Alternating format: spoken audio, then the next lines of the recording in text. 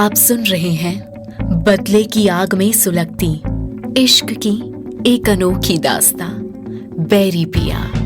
Episode 8 attempt to murder. गोली की आवाज सुनकर सुजाता और नीलम चीख पड़ी। गोली शिवांगी के बाह पर लगी थी। सुजान सिंह शिवानी पर गोली चला देगा इसकी उम्मीद तो रुद्र ने भी नहीं की थी। रुद्र तेजी से शिवांगी की तरफ भागा। तभी सुजान सिंह ने बंदूक रुद्र की तरफ मोड़ दी, लेकिन इससे पहले कि वो दूसरी गोली चला पाता, रुद्र के साथ आए उसके सिक्योरिटी गार्ड्स ने रुद्र और शिवांगी को चारों तरफ से कवर कर लिया। रुद्र की आंखें गुस्से से लाल हो रही थी। सुजाता ने शिवांगी का सिर अपनी गोद में रखा और उसके गालों को थपथपाकर उसे होश में रखने की कोशिश करने लगी। रुद्र ने फौरन ही अपना रुमाल निकालकर शिवांगी की बाह पर बांधा। शिवांगी की बंद होती आंखें सुजान सिंह पर ही टिकी हुई थी। उसकी आंखों से बहते आंसुओं में गोली के कारण मिले दर्द से ज्यादा अपने पापा द्वारा दी गई तकलीफ झलक रही थी। सुजान सिंह रुद्र के ऊपर बंदूक ताने अकड़ और घमंड के साथ भाव शून्य नजरों से शिवांगी को घूर रहा था। देखते ही देखते शिवांगी की आंखें बंद हो गई। वो बेहोश हो चुकी थी। रुद्र ने शिवांगी को अपनी गोद में उठाया और उसे कार की बैक सीट पर लिटा दिया। रुद्र की आंखें गुस्से और नफरत से लाल हो रही थी। शिवांगी को लिटाकर वो पीछे मुड़ा और सुजान सिंह के सामने आकर खड़ा हो गया। रुद्र के गार्ड्स चारों तरफ से उसे और उसकी गाड़ी को कवर करके खड़े हो गए। सुजान सिंह ने रुद्र के चेहरे पर फैली नफरत को साफ तौर पर महसूस किया, लेकिन अपनी अकड़ में वो बोला, तुम्हारी इतनी हिम्मत कि मेरे दरवाजे पर खड़े होकर मुझे ही आंखें दिखाओ। मेरे एक इशारे पर तुम गोलियों से भुन दिए जाओगे। सुजान सिंह की बात पर रुद्र अचानक ही हंसने लगा। मरने मारने के अलावा पूरी जिंदगी में आज तक कुछ किया भी है? ए लड़के, ज़बान संभाल कर बात कर। सुजान सिंह गुस्से में गरजा, लेकिन रुद्र ने उससे भी तेज आवाज में गरजते हुए कहा, संभलने और संभालने का वक्त खत्म हुआ ठाकुर सुजान सिंह। अब तो बस अपनी बर्बादी के लिए तैयार रहो। रुद्र की धमकी पर सुजान सिंह ने जैसे ही उसे मारने के लिए अपना हाथ उठाया कि रुद्र के गार्ड्स ने सुजान सिंह के हाथ को पकड़ लिया और रुद्र और ठाकुर के बीच दीवार बनकर खड़े हो गए। रुद्र अपने पॉकेट में हाथ डाले गुस्से से सुजान सिंह को घूर रहा था। तभी सुजाता रुद्र के पास आई। बेटा, मेरी शिवांगी को यहाँ से दूर ले जाओ। मैं तुम्हारे सामने हाथ जोड़ती हूँ, उसकी जान बचा लो। तुमने शादी की है शिवांगी से, उसकी सुरक्षा की जिम्मेदारी भी तुम्हारी है। वो यहाँ सुरक्षित नहीं, ये तो तुमने भी आज देख लिया। ये इंसान उसकी जान ले लेगा। सुजाता की बात सुनकर रुद्र की नजरें सुजान सिंह से हटकर सुजाता पर टिक गई। तभी सुजान सिंह ने सुजाता की बाह को जोर से पकड़ते हुए कहा, तुम्हारी इतनी हिम्मत, मेरे सामने मेरे खिलाफ बातें कर रही हो? तुम्हारी इतनी औकात हो गई कि मुझे ही नीचा दिखाने की कोशिश करोगी? सुजाता ने दर्द से कसमसाते हुए कहा, बच्चों से गलती हो गई है, उन्हें माफ कर दीजिए। उनकी शादी तो हो ही गई है, अब खुशी खुशी आशीर्वाद दे दीजिए। इस तरह अपने बच्चों का दुश्मन बनना एक बाप को शोभा नहीं देता। इस बार विधान सिंह, जो वहाँ काफी देर से चुपचाप से खड़ा था, उसने सुजाता के ऊपर चिल्लाते हुए कहा, बस भाभी साहब बस। अब आप अपने पति को ही ज्ञान दे रही हैं। अपनी हद में रहिए। इतने बुरे दिन नहीं आए हमारे कि एक औरत की बात पर सही और गलत का निर्णय ले। तभी नीलम भी हिम्मत कर सुजाता के पास आकर बोली, एक माँ को पूरा हक है कि वो अपने बच्चे के लिए सही और गलत का निर्णय ले। मेरी तनु के लिए एक गलत फैसला लेकर आपने और बड़े ठाकुर ने उसकी जिंदगी तो बर्बाद कर ही दी। अब क्या शिवांगी की जान लेकर ही आप दोनों के कलेजे को ठंडक मिलेगी? नीलम के कड़वे शब्दों से विधान सिंह गुस्से से तिलमिला उठा और एक झन्नाटेदार थप्पड़ उसने नीलम के गाल पर जड़ दिया। नीलम विधान सिंह के हाथ के वार को संभाल नहीं पाई और औंधे मुंह जमीन पर जा गिरी। सुजाता ने फौरन ही नीलम को संभाला, लेकिन रुद्र ठाकुरों के एक के बाद एक होते तमाशे से अब इरिटेट हो चुका था। उसने कुछ ही दूर पर खड़े नील की तरफ देखते हुए आंखों ही आंखों में कुछ इशारा किया, जिसे समझते ही नील ने फौरन अपने फोन से किसी को कॉल लगाया और दूसरी साइड हट गया। वहीं सुजाता ने नीलम को सहारा देकर उठाया। रुद्र अब तक खामोश खड़ा था। किसी स्त्री पर जोर जबरदस्ती और बल का प्रयोग नामर्द करते हैं, और तुम दोनों भी उसी कैटेगरी में आते हो। रुद्र ने दोनों भाइयों की तरफ देखते हुए व्यंग भरे लहजे में कहा, जिस पर विधान सिंह का पारा 7वें आसमान पर चढ़ गया और वो रुद्र की तरफ बढ़ते हुए बोला, साले कमीने, हमें नामर्द कहता है।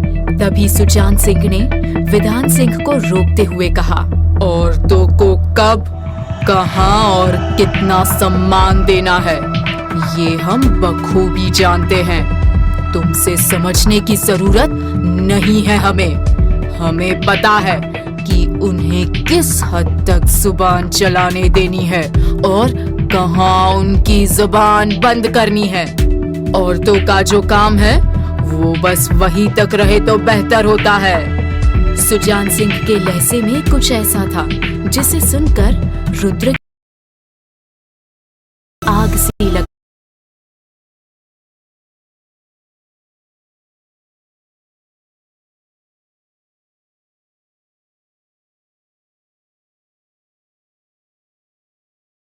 गई। खुद को किसी भी तरह से उसने शांत बनाए रखा और उसकी इसी खामोशी को दोनों भाई अपनी जीत समझ रहे थे। तभी वहां एक बार फिर से पुलिस की गाड़ी आकर रुकी और इंस्पेक्टर शुक्ला अपनी टीम के साथ जीप से उतरे। कोई कुछ कहता उससे पहले ही नील ने सुजान सिंह की तरफ इशारा करते हुए कहा, गिरफ्तार कर लीजिए इस आदमी को इंस्पेक्टर। ये सुनते ही विधान सिंह गुस्से से चिल्लाया, क्या बकवास है ये? किस जुर्म में? मेरी पत्नी पर गोली चलाई, उसे जान से मारने की कोशिश की है। अटेम्प्ट टू मर्डर का जुर्म काफी होता है सलाखों के पीछे जाने के लिए। रुद्र ने विधान सिंह से भी तेज आवाज में चिल्लाते हुए कहा, तो विधान सिंह के साथ ही वहां खड़े गांव के लोग भी शॉक्ड रह गए। लेकिन सुजान सिंह के तेवर अब तक नहीं बदले थे। मैं अपनी बेटी पर गोली चलाऊं या उसे जिंदा जमीन में दफन कर दूं? तुम होते कौन हो बीच में पड़ने वाले? पति हूं मैं तुम्हारी बेटी का, पत्नी है वो अब मेरी, and keep it in your mind. उसे नुकसान पहुंचाने वाला चाहे उसका अपना बाप ही क्यों ना हो, मैं उसे नहीं बख्शने वाला। रुद्र के कहे एक एक शब्दों से सुजाता और नीलम के चेहरे पर सुकून और खुशी के भाव तैर गए। वहीं सुजान सिंह और विधान सिंह के पैरों तले जमीन खिसक गई जब इंस्पेक्टर ने अपने साथ आए कांस्टेबल से कहा, अरेस्ट करो ठाकुर सुजान सिंह को। कांस्टेबल के चेहरे पर घबराहट फैल गई, लेकिन वो हिम्मत करके आगे बढ़ा। तभी विधान सिंह ने इंस्पेक्टर को धमकी देते हुए कहा, ये हमारे घर का मामला है, हम आपस में उसे सुलझा लेंगे, तुझे इसमें पढ़ने की कोई जरूरत नहीं है इंस्पेक्टर। इंस्पेक्टर शुक्ला ने संयम बरतते हुए कहा, मैं जानता हूँ कि ये आपके घर का मामला है, लेकिन तब तक जब तक आपने कानून को अपने हाथ में नहीं लिया था। मैंने पहले भी समझाया था कि कोई भी ऐसी हरकत मत करना जिससे आपको कोई दिक्कत हो, लेकिन फिलहाल हमें इन्हें अरेस्ट करना ही होगा, क्योंकि मेरे भी चाहने ना चाहने से कुछ नहीं होने वाला। अरेस्ट के ऑर्डर्स हमें ऊपर से आए हैं। इंस्पेक्टर की बात सुनकर विधान सिंह गुस्से से आंखें तरेरते हुए रुद्र के सामने आकर बोला, कौन हो तुम? नाम क्या है तुम्हारा? तुम दोनों भाइयों का विध्वंस। रुद्र ने जवाब दिया और अपनी कार की तरफ बढ़ गया। कार का दरवाजा खोल वो पीछे पलटा और सुजान सिंह के हाथों में बंधे हथकड़ी की तरफ देखते हुए बोला, शादी मेरी हुई है, लेकिन ससुराल आपको जाना पड़ रहा है ससुर जी। So sad for you. Rudra की बात पर साथ खड़ा नील हंस पड़ा और साथ ही वहां मौजूद लोग भी। रुद्र ने घूर कर नील को देखा तो नील जल्दी से चुप हो गया और ड्राइविंग सीट पर बैठ गया। दूसरी तरफ इंस्पेक्टर ने सुजान सिंह को पुलिस की जीप में बैठने के लिए कहा तो सुजान सिंह ने गुस्से से इंस्पेक्टर की तरफ देखते हुए कहा, ये तो ठीक नहीं कर रहा इंस्पेक्टर। तुझे पता नहीं है कि मैं क्या कर सकता हूँ। और शायद आपको पता नहीं है कि जिसने आपको अरेस्ट कराया है वो क्या कर सकता है। चलिए बैठिए अब। इंस्पेक्टर ने सुजान सिंह को लगभग धकेलते हुए जीप में बैठाया और उसे लेकर वहां से निकल गया।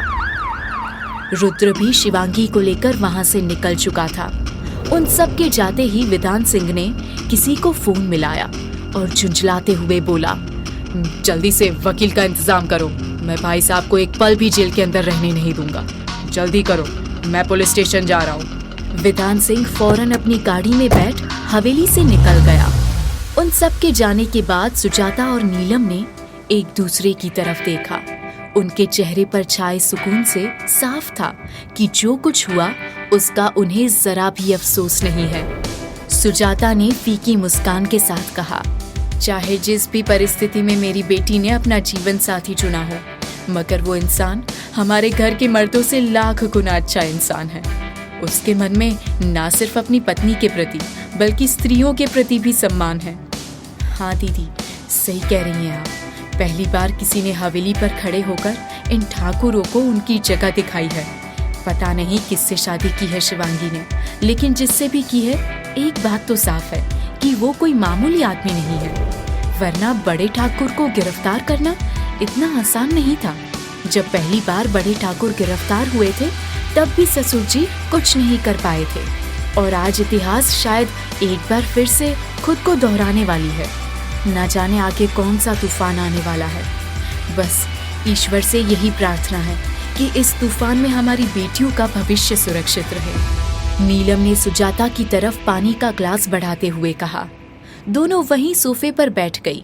नीलम ने सुजाता से पूछा, दीदी क्या आपके पास आत्वय बाबू का नंबर है?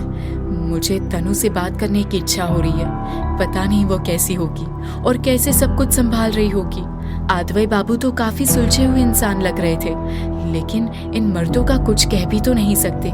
क्या पता तनु की कौन सी बात पर कब नाराज हो जाए, और हमारी तनु है भी तो कितनी भोली सी। नहीं नीलम, मेरे पास तो नंबर नहीं है। कैसे हो सकता है? हमारी औकात ही क्या है हमारे पतियों की नजरों में? कुछ भी तो नहीं पता होता हमें। तुम चिंता मत करो। जैसे भोलेनाथ ने हमारी एक बेटी को सही जीवन साथी दिया है, वो हमारी दूसरी बच्ची का भी ख्याल जरूर रखेंगे। हमारी बेटियों की किस्मत हमारी जैसी नहीं हो सकती। जहां सुजाता और नीलम अपनी अपनी बेटियों के सुरक्षित जीवन की प्रार्थना कर रही थी, वहीं गाजियाबाद के ही एक दूसरे एरिया में एक बंगले के अंदर कमरे में शिवांगी बिस्तर पर बेहोश सोई हुई थी। उसकी बांह पर पट्टी बंधी हुई थी। वहीं कमरे में रुद्र परेशान सा बार बार इधर उधर चक्कर काटे जा रहा था। उसने खुद में बड़बड़ाते हुए कहा, ये क्या हो गया मुझसे? मेरा ऐसा कोई इरादा नहीं था। मैं इसे नुकसान पहुंचाने के बारे में सोच भी नहीं सकता। मेरी दुश्मनी इसके साथ तो नहीं है ना? फिर क्यों मैंने इन सब में इसे घसीट लिया? मेरी वजह से शिवांगी की ये हालत हो गई है। अगर गोली बांह पर ना लगकर कहीं और लग जाती तो? नहीं, ऐसा हो जाता तो मैं खुद को कभी माफ नहीं कर पाता। अब बस वो जल्दी से ठीक हो जाए। इसकी इस हालत का जिम्मेदार कहीं ना कहीं मैं ही हूँ। पता नहीं क्या हो गया था मुझे। ये मेरे प्लान का हिस्सा तो कतई नहीं था। रुद्र ने फिक्र भरी नजरों से शिवांगी की तरफ देखा। मांग में बिखरा सिंदूर, मुरझाए हुए चेहरे को देख रुद्र ने शिवांगी के चेहरे की तरफ अपना हाथ बढ़ाया, लेकिन कुछ सोचकर वापस अपना हाथ खींच लिया। उसकी नजरें शिवांगी की उतरी हुई सूरत पर ही टिक गई। तभी दरवाजे पर दस्तक हुई तो रुद्र ने दरवाजा खोला, लेकिन सामने खड़े शख्स को देख रुद्र शॉक हो गया। नील पीछे सिर झुकाए चुपचाप से खड़ा रुद्र से अपनी नजरें चुरा रहा था, जबकि रुद्र ने कांपते हुए होठों से कहा, मामा आप? क्या होगा जब रुद्र की माँ को पता चलेगा कि उसने शादी कर ली है? क्या वो भी इस प्लान का हिस्सा है? आखिर क्या है रुद्र की असलियत और क्या है उसके इरादे? जानने के लिए सुनते रहिए बैरी पिया, सिर्फ प्रतिलिपि FM पर।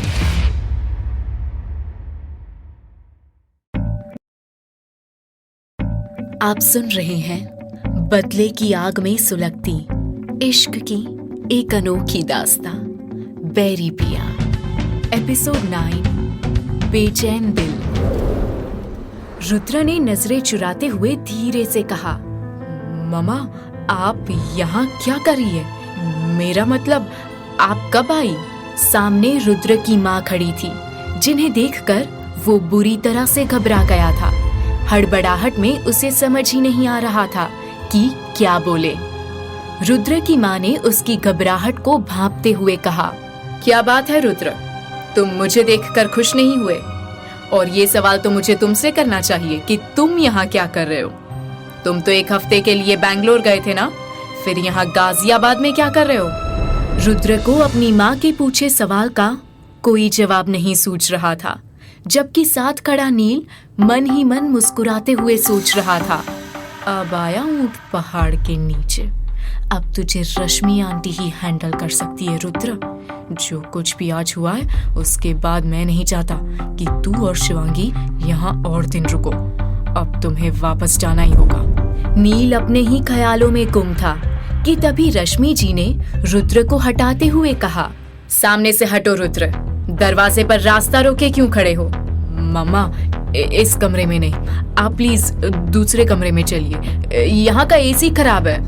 रुद्र ने अपनी माँ को कमरे में आने से रोकते हुए कहा। हड़बड़ी में उसे कोई और बहाना नहीं सूझ रहा था, लेकिन रश्मि जी की आंखों से रुद्र की परेशानी नहीं छिप सकी। तभी तुम्हें इतने पसीने आ रहे। एक काम करो, तुम दूसरे कमरे में रह लो। वैसे भी मुझे सर्दी लग रही है, मैं यहीं रह लूंगी और कल सुबह मुझे मेरे सारे सवालों के जवाब चाहिए। रश्मि जी ने सवाल तो रुद्र से किया, लेकिन उनका खुद का मन बेचैन हो रहा था। वो अपने आप से बोली, ये रुद्र यहाँ गाजियाबाद में क्या कर रहा है? मैंने कभी नहीं चाहा कि वो यहाँ आया जाया करे, लेकिन इसके बिजनेस के कारण मैं कुछ कह भी नहीं पाती। पता नहीं कब क्या हो जाए। रश्मि जी का ध्यान रुद्र की आवाज से टूटा। मम्मा आप इस कमरे में नहीं रह सकती। रश्मि जी ने रुद्र को हैरानी से देखते हुए कहा, क्यों नहीं रह सकती? तभी नील ने तपाक से कहा, क्यों, अंदर भाभी सो रही है क्या? What? रुद्र जोर से चीखा, लेकिन रश्मि जी को जो सुनना था वो सुन चुकी थी। उन्होंने एक नजर नील पर डाली और फिर रुद्र से पूछा, ये क्या कह रहा है नील? रुद्र कुछ बोल पाता उससे पहले ही नील ने कहा, रुद्र आंटी से कब तक छुपाओगे? नील, रुद्र क्या छिपा रहा है? तुम मुझे बताओ ना कि बात क्या है। रश्मि जी ने इस बार नील से सवाल किया, लेकिन रुद्र भड़क गया। मम्मा ये कुछ भी बकवास कर रहा है, आप इसकी बातों में मत आइए। रश्मि जी अब और भी परेशान हो गई। रुद्र को घूरते हुए उन्होंने उसे सवालिया अंदाज में देखा तो नील बोला, आंटी आपके सारे सवालों का जवाब कमरे के अंदर है, जहाँ रुद्र खुद पहरेदार बनकर खड़ा है। इस बार रश्मि जी ने लगभग डांटते हुए कहा, रुद्र हटो मेरे सामने से। रुद्र अपनी माँ को रोकने की कोशिश करता रहा, लेकिन रश्मि जी कमरे के अंदर आ ही गई और आते ही उनकी नजर बेड पर सोती शिवांगी पर गई। शिवांगी को देखते ही रश्मि जी सीधा रुद्र की तरफ पलटी तो वो अपनी नजरें चुराने लगा। उसकी हिम्मत नहीं हो रही थी कि वो अपनी माँ की तरफ देखे भी। रश्मि जी हैरानी से कभी रुद्र को देखती तो कभी नील को। कौन है ये? रुद्र के जवाब देने से पहले ही नील ने कहा, आंटी ये दरअसल आपकी बहू है, शिवांगी रुद्र अग्निहोत्री, है ना रुद्र? रश्मि जी ने अविश्वास के साथ रुद्र की तरफ देखा तो रुद्र ने धीरे से गर्दन हाँ में हिलाते हुए कहा, नील सच कह रहा है मम्मा। रुद्र के मुंह से हाँ सुनते ही रश्मि जी बुरी तरह से चौंक गई। वो बस रुद्र को अपलक देखती ही रह गई। तभी नील ने हालात संभालने की कोशिश करते हुए कहा, रश्मि आंटी, आप प्लीज नाराज मत होइए। सिचुएशन ही ऐसी हो गई थी कि रुद्र और शिवांगी भाभी को जल्दबाजी में शादी करनी पड़ी।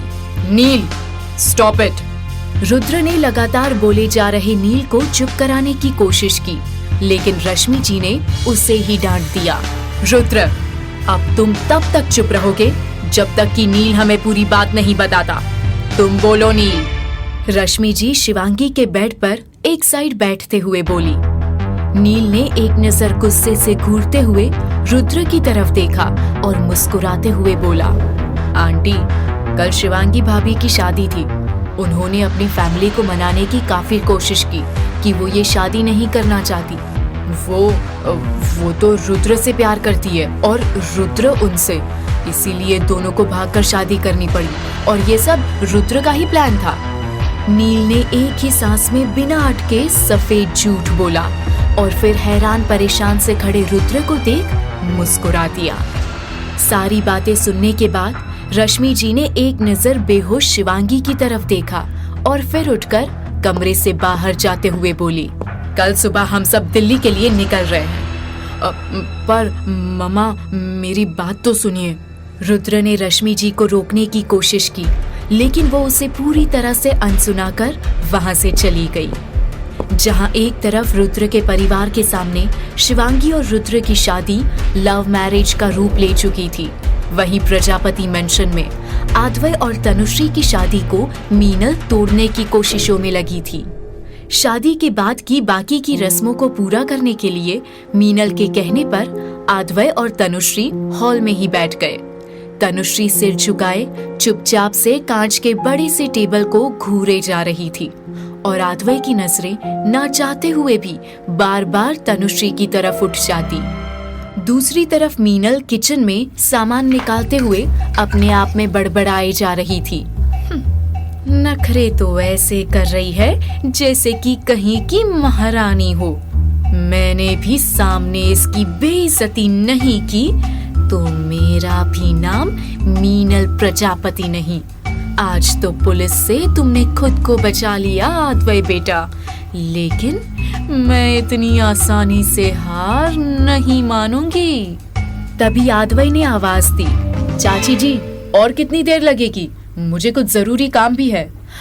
हाँ बेटा, आ गई मैं। ये मुझे कुछ सामान मिल नहीं रहे थे, बस ये रही रस्म करने की थाल। इस दूध से भरे बर्तन में अंगूठी छिपाई जाएगी जिसे तुम दोनों को तलाशनी होगी। मीनल ने जबरदस्ती मुस्कुराते हुए कहा और दूध से भरे चांदी के बर्तन को दोनों के सामने रख दिया। मिश्का ने अपने फोन से कुछ फोटोज खींचे और अपने कमरे में चली गई। मीनल के कहने पर तनुश्री ने दूध में अपने हाथ डाले और अंगूठी खोजने लगी। आद्वय की नजरें तनुश्री पर ही टिकी हुई थी। अंगूठी ढूंढते वक्त जब जब आद्वय की उंगलियां तनुश्री से टकराती, तनुश्री के हाथ रुक जाते और अंगूठी आद्वय निकाल लेता। 2 बार इसी तरह से आद्वय को अंगूठी मिल गई। तीसरी बार में आद्वय ने जानबूझकर अंगूठी तनुश्री की तरफ सरका दी। अंगूठी मिलते ही तनुश्री खुश होते हुए जोर से बोली, मिल गई मुझे अंगूठी। आद्वय ने उसे खुश होते हुए देखा और मुस्कुराने लगा तो तनुश्री ने नजरें नीची कर ली। वहीं मीनल ने बुरा सा मुंह बना लिया, पर फिर भी खुद को नॉर्मल रखने की कोशिश करते हुए बोली, बेटा, दुल्हन को अंगूठी पहना दो। आद्वय ने अंगूठी को धीरे से तनुश्री की उंगली में पहना दिया। मीनल ने मन ही मन कूटते हुए तनुश्री से कहा, दुल्हन तुम तैयार हो जाओ, मुंह दिखाई की रस्म भी होनी है। तनुश्री ने हाँ में गर्दन हिला दी, लेकिन आद्वय ने अपनी जगह से उठते हुए कहा, चाची जी, मुंह दिखाई की रस्म की जरूरत नहीं है। लेकिन बेटा, मीनल ने कहना चाहा, तो आधवय ने उन्हें बीच में ही टोकते हुए कहा, मैंने कह दिया चाची जी, अब कोई रस्म नहीं होगी, आप कमरे में जाइए। आधवय ने तनुश्री को जाने के लिए कहा, खुद स्टडी रूम में चला गया। उन दोनों के वहां से जाते ही मीनल पैर पटकती हुई अपने कमरे में आई और धड़ से दरवाजा बंद कर दिया। इतनी तेज आवाज से कमरे में मौजूद नीलेश ने कहा, क्या हो गया तुम्हें?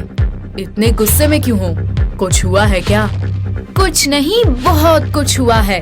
ये आधवय तो हमसे 2 कदम आगे निकला। पहले तो कितनी आसानी से उसने पुलिस को गुमराह कर दिया, और तो और वो तनुश्री भी थाली के बैंगन की तरह पलट गई।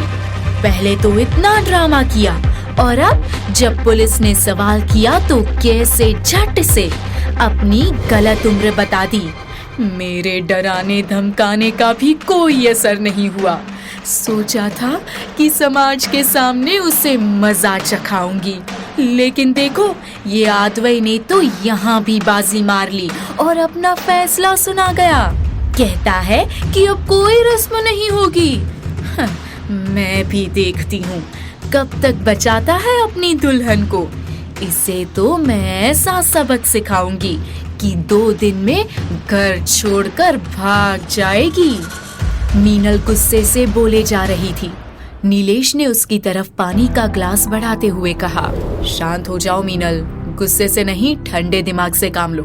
कोई भी ऐसी हरकत मत करना जो हमारे लिए खतरनाक साबित हो। मेरी बात को समझने की कोशिश करो।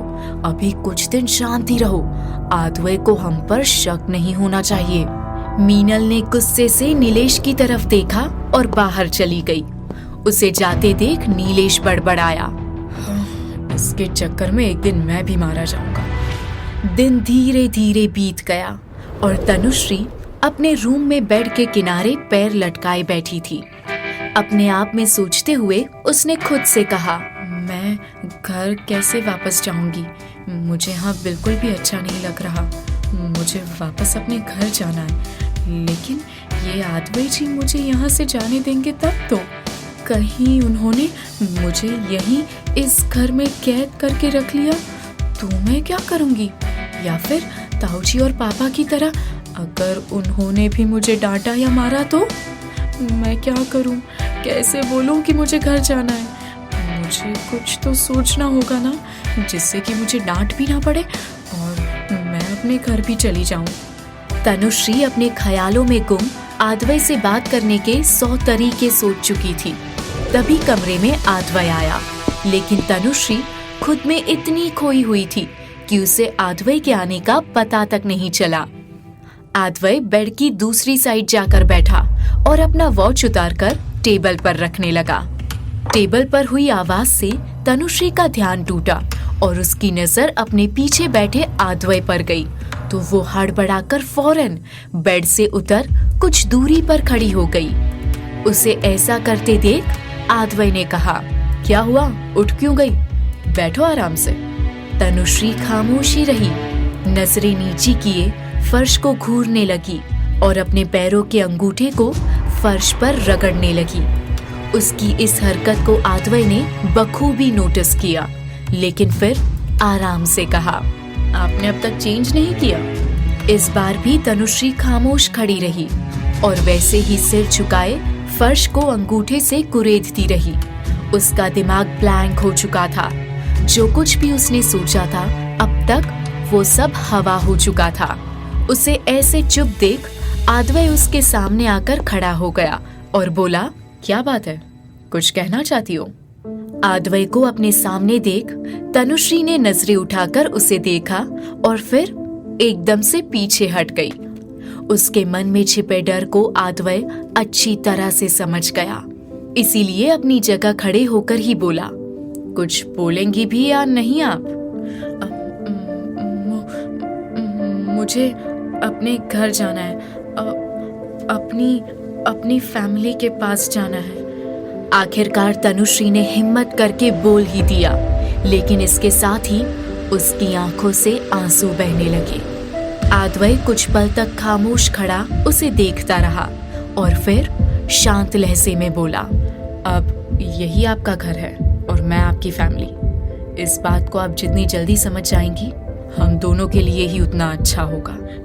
नहीं, मैं यहाँ नहीं रहूंगी। मुझे मेरे घर जाना है। मेरी माँ, चाची जी और शिवी दी के पास जाना है। तनुश्री ने अपने दोनों हाथों से अपना चेहरा छिपा लिया और रोने लगी। आदवय आगे बढ़ा और उसके हाथ को नीचे करने की कोशिश की तो तनुश्री वहां से हटकर सोफे के बगल में कोने में जाकर जमीन पर बैठ गई और घुटनों में सिर छिपाकर रोने लगी। बीच बीच में वो लगातार बोलती जाती, मुझे अपने घर जाना है, मुझे यहाँ नहीं रहना, मुझे घर जाना है। आदवय ने तनुश्री को वहां से उठाने की कोशिश की तो वो और भी ज्यादा खुद में सिमट गई। लेकिन इस बार आदवय ने उसे अपनी गोद में उठा लिया और बेड पर बैठाते हुए सख्त लहजे में बोला, रोना बंद करो। उसकी गुस्से से भरी आवाज सुन तनुश्री एकदम से चुप हो गई, मगर अंदर ही अंदर सिसकती रही। आदवय के चेहरे पर टेंशन साफ नजर आ रही थी। क्या आदवय जाने देगा तनुश्री को उसके घर? और क्या शिवांगी को अपना पाएगी रुद्र की माँ? क्या होने वाला है दोनों बहनों की जिंदगियों में? जानने के लिए सुनते रहिए बैरी पिया, सिर्फ प्रतिलिपि FM पर।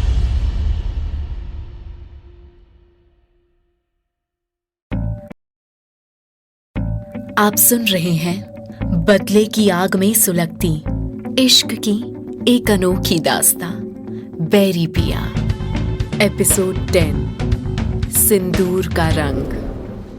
तनुश्री की ऐसी हालत देखकर आदवय को समझ नहीं आ रहा था कि वो क्या करे।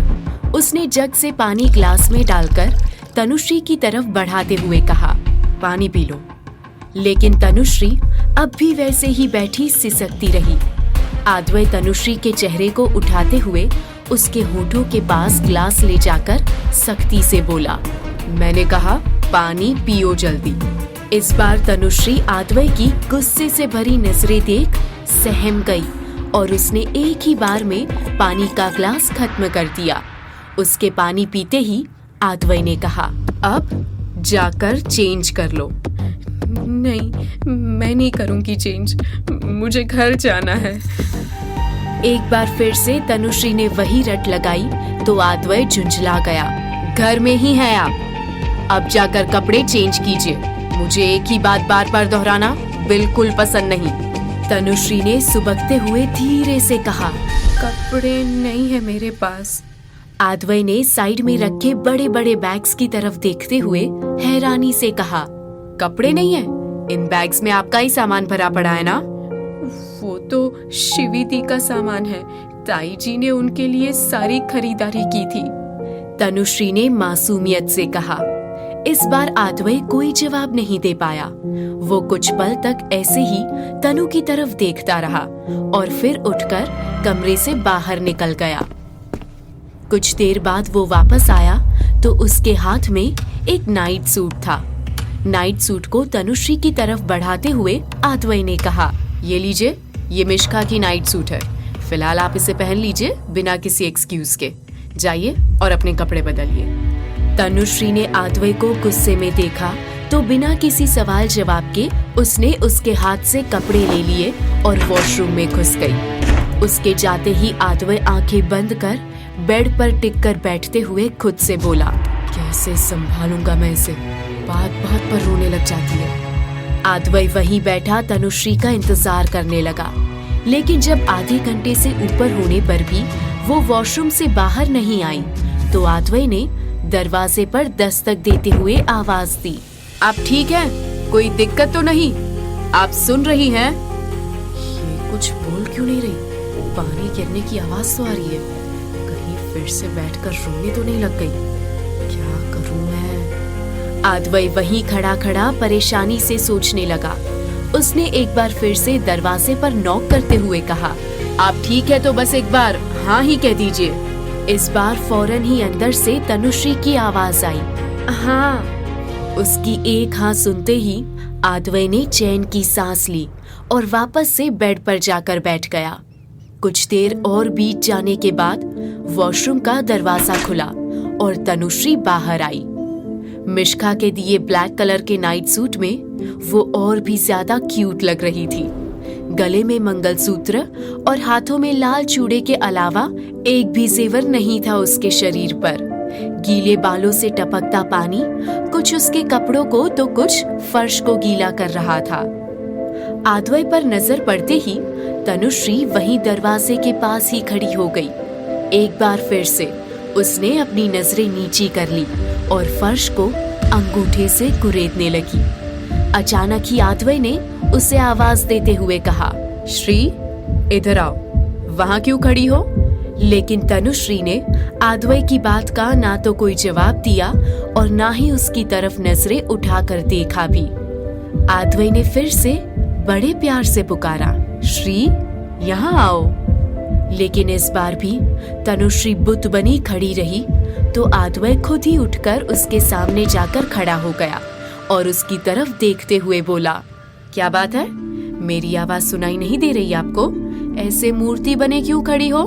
तनुश्री ने डरते डरते धीरे से कहा, मेरा नाम तनुश्री है, श्री नहीं। उसके जवाब पर आद्वई के चेहरे पर हल्की सी मुस्कुराहट आ गई। अच्छा, पर मैं तो तुम्हें श्री ही बुलाऊंगा। अचानक ही आद्वई ने तनुश्री का हाथ पकड़ा और उसे लेकर सीधा आईने के सामने खड़ा हो गया। उसने तनुश्री को आईने की तरफ घुमाया और फिर कुछ ढूंढने लगा। पास ही तनुश्री का पर्स रखा हुआ था। आद्वई ने उसके पर्स को खोला और उसमें से सिंदूर निकालकर तनुश्री के सामने खड़ा हो गया। तनुश्री कुछ समझ पाती उससे पहले ही आद्वई ने सिंदूर को तनुश्री की मांग में भरते हुए कहा, इसे हमेशा लगाया करो। तनुश्री आईने में अपने बगल में खड़े आद्वई को बस टुकुर टुकुर देखती ही रह गई। उसके मुंह से एक शब्द भी नहीं निकला। उसे इस तरह से अपनी तरफ देखता देख आद्वई वही ड्रेसिंग टेबल पर बैठ गया और बोला, क्या हुआ श्री, मुझसे इतना डरती क्यों हो?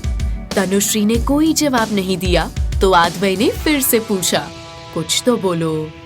इस बार वो फिर से चुप रही तो आद्वई ने और भी प्यार से उसकी तरफ देखते हुए कहा, अच्छा तो तुम मुझसे बात नहीं करोगी? नहीं, तनुश्री ने तपाक से जवाब दिया। क्यों, मुझसे नाराज हो?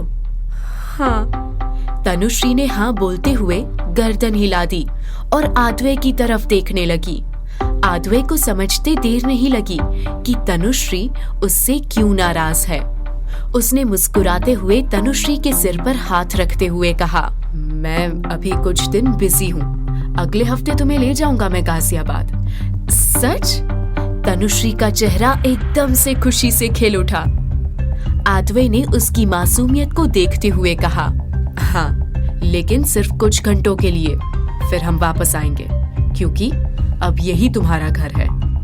ठीक है, तनुश्री ने उदास होकर कहा और सोचने लग गई। ताई जी और माँ ने भी मुझे यही कहा था कि अब से आद्वई जी का घर ही मेरा घर है। मैं कितना रोई थी कि मुझे मत भेजो, लेकिन ताऊ जी और पापा ने मुझे डांट कर यहाँ भेज दिया। मैं सबसे नाराज हूँ, मुझे वहाँ बस शिवी दी से मिलना है और किसी से नहीं। तनुश्री अपने ख्यालों में ही गुम थी कि आद्वई ने पूछा, खाना खाया तुमने? तनुश्री ने हाँ में सिर हिलाया तो उसने उसे सोने के लिए कहा और खुद बेड के दूसरे साइड लेट गया। लेकिन उसके दिमाग में तो कुछ और ही चल रहा था। तनुश्री की तरफ देखते हुए उसने खुद से कहा, मैं तुम्हें तुम्हारे परिवार से अलग नहीं करना चाहता श्री, लेकिन आज जो कुछ भी वहां हुआ है उसके बाद मैं तुम्हें उस घर में रहने नहीं दे सकता। मुझे नहीं पता था कि ठाकुर सुजान सिंह ऐसे आदमी है जो अपनी ही बेटी की जान लेने की कोशिश करेंगे।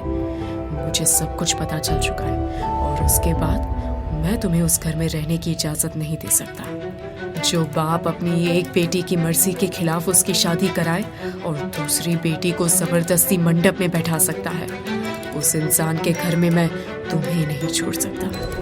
लेकिन तुम्हारे रोने और जिद करने की वजह से मैं बस कुछ समय के लिए तुम्हें वहां लेकर जाऊंगा, उससे ज्यादा बिल्कुल भी नहीं। आधवई की आंखों से नींद गायब हो चुकी थी और तनुश्री चैन की नींद सो रही थी। दूसरी तरफ गाजियाबाद में रुद्र बेचैनी से कमरे में चहलकदमी किए जा रहा था।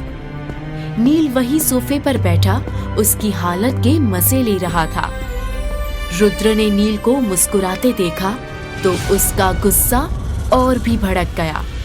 नील की गर्दन को दबोचते हुए रुद्र ने गुस्से से कहा, ये क्या किया तूने? तेरे झूठ की वजह से मम्मा मुझसे नाराज होकर चली गई। क्यों कहा तूने उनसे कि शिवांगी मुझसे प्यार करती है और मैं शिवांगी से? पर शिवांगी अपने घर जो लेटर छोड़कर आई थी उसमें तो यही लिखा था ना। नील ने मजे लेते हुए कहा तो रुद्र ने उसके पेट पर एक घूंसा जोड़ते हुए कहा, नील तेरी तो मैं, तूने बुलाया ना मम्मा को यहाँ, बोल। नील ने अपने पेट को सहलाते हुए कहा, हाँ मैंने ही बुलाया। और क्या करता मैं? तू तो गुस्से में पागल ही हुए जा रहा है, कुछ सुनने समझने को तैयार ही नहीं है। कितना रोका था मैंने कि मत कर शिवांगी से शादी, लेकिन नहीं, तुझ पर तो रौद्र रूप सवार था। कर ली शादी, वो भी जबरदस्ती। तू तो बस पूरे समाज के सामने उससे ठाकुर की बेइज्जती करवाना चाहता था, उसकी अकड़ और घमंड को तोड़ना चाहता था, लेकिन इन सब प्लानिंग में शादी का तो कहीं जिक्र भी नहीं था। फिर तूने ऐसा क्यों कर दिया?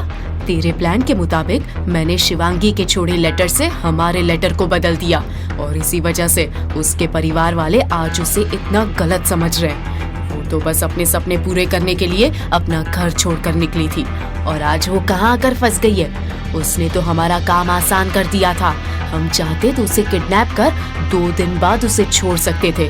इस तरह से तेरा मकसद भी पूरा हो जाता और शिवांगी भी अपने रास्ते चली जाती, लेकिन नहीं, तूने तो इतना बड़ा रायता फैला दिया। नील की बात पर रुद्र उठकर खिड़की के पास जाकर खड़ा हो गया और बाहर नजरें जमाए बोला, लेकिन क्या फायदा हुआ इन सब से? बेइज्जती हुई क्या उसकी? नहीं ना, उसने तो अपने भाई की बेटी को मंडप में बैठा दिया। अपनी खोखली इज्जत और प्रतिष्ठा को बचाने के लिए उस कमीने ने उस कम उम्र की लड़की की बलि चढ़ा दी। और जिसका गुस्सा तूने शिवांगी भाभी पर निकाला, देख उनकी तरफ क्या हालत हो गई है उनकी। गोली बाह पर ना लगकर कहीं और लग जाती तो अपने प्रतिशोध की आग में तूने पहली आहुति शिवांगी की ही दी है रुद्र। वो निर्दोष है, फिर किस गुनाह की सजा दे रहा है तू उसे? ऐसा तो तू नहीं था ना कभी। कितना समझदार और संभला हुआ इंसान है तू, लेकिन शिवांगी को देख, ना जाने कैसे तू आपे से बाहर हो गया और ये सब कर बैठा। आखिर क्यों रुद्र तूने खुद को नहीं संभाला? नील के सवाल पर रुद्र खामोश ही रहा। उसकी चुप्पी को देख नील ने कहा, जवाब नहीं है ना? होगा भी कैसे? गलत किया है तूने। हाथ जोड़ता हूँ तेरे आगे, अब ऐसा कुछ मत करना जिससे वो और ज्यादा हर्ट हो। ये शादी का झटका उसके लिए कम था जो उसके बाप ने भी अपनी औकात दिखा दी। शिवांगी के लिए ये सब सहना इतना आसान नहीं है। गोली लगने पर भी वो उम्मीद भरी नजरों से अपने पिता को ही देख रही थी। बेहोशी में भी न जाने कितनी बार वो अपने पापा को पुकार चुकी है। तू सुन भी रहा है मेरी बात? रुद्र ऐसे खामोश खड़ा था जैसे उसे नील की कोई बात सुनाई ही नहीं दे रही हो। नील ने उसके कंधे पर हाथ रखते हुए कहा, रुद्र, आंटी को मैंने सच इसीलिए नहीं बताया कि उनसे बर्दाश्त नहीं होगा। वो सपने में भी नहीं सोच सकती कि उनका बेटा किसी लड़की के साथ ऐसी घटिया हरकत कर सकता है। आगे तू देख ले, अपनी माँ और पत्नी दोनों को ही तुझे संभालना है। नील ने अपनी बात खत्म की तो अचानक ही रुद्र ने कहा, नील तुम जाओ, जाकर सो जाओ, कल सुबह हमें निकलना भी है।